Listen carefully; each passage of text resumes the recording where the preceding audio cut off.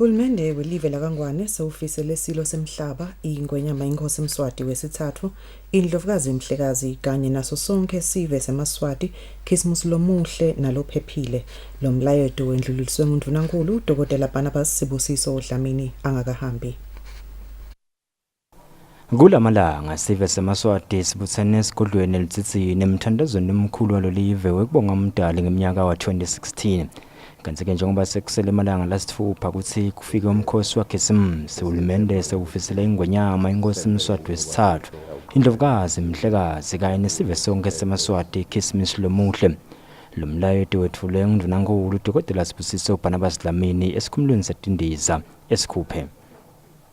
Kubonga iNgwenyama kuyidumisela neNdlovukazi nesive ukuthi umkhosi lomkhulu wayitolo wenqala uhambe kahle impela.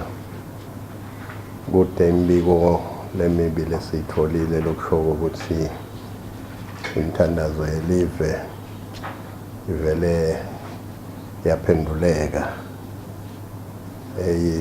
Umkhosi ke usengapheli usaqhubeka.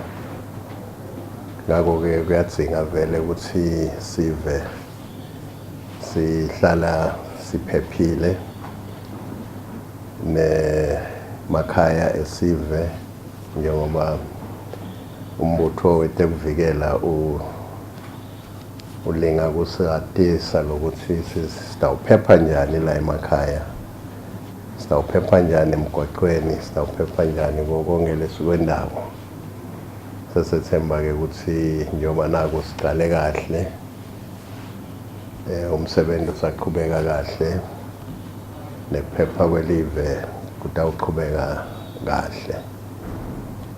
Kusonzelene-ke bekunene nemsebenzi nesizini umsebenzi waKhisimusi.